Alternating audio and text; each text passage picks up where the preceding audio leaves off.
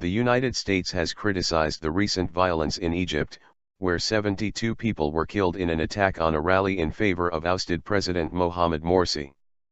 The United States strongly condemns the bloodshed and violence in Cairo and Alexandria, the White House said in a statement on Monday, urging the military-backed interim government to respect the rights of demonstrators.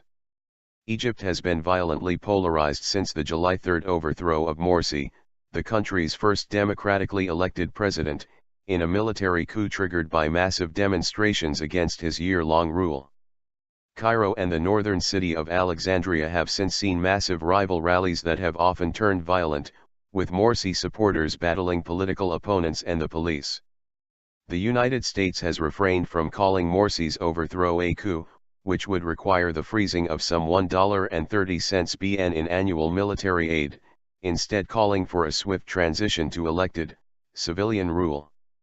Morsi hails from the Muslim Brotherhood, one of the region's largest and best organized Islamist movements, which prevailed in a series of elections held after the secular autocrat Hosni Mubarak was toppled in a popular uprising in 2011.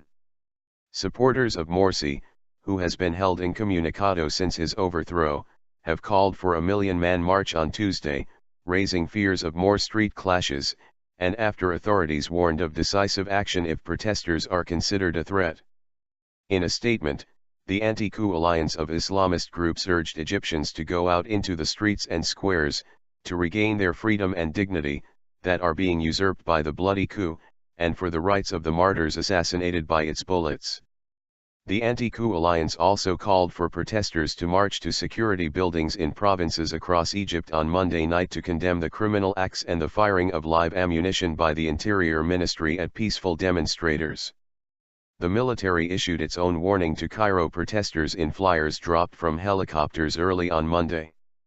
"We call on you not to approach military facilities or units, help us to protect your safety," it said, addressing protesters as honorable sons of the nation.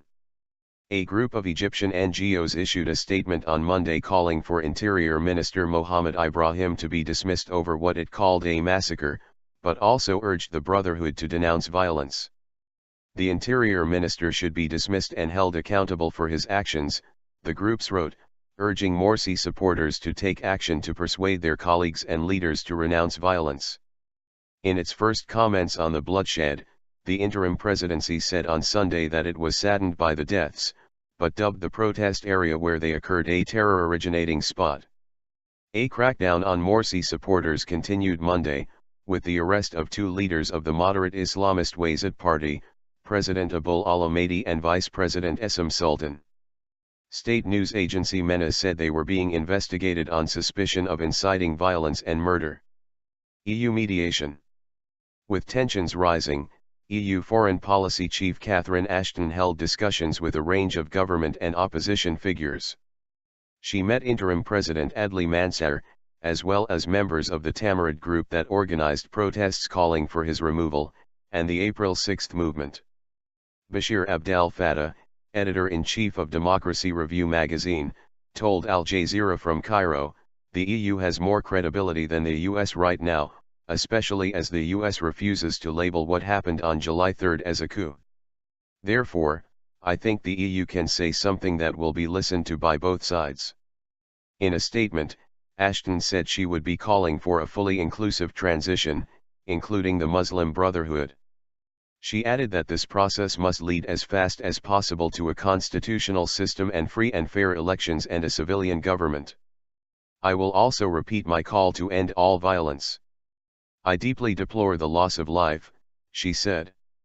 The Brotherhood's political arm, the Freedom and Justice Party, confirmed it would meet with Ashton on Monday on the basis of constitutional legitimacy and in pursuit of an end to the military coup. The group has insisted that it will not accept any solution to the crisis that does not involve Morsi's return to office.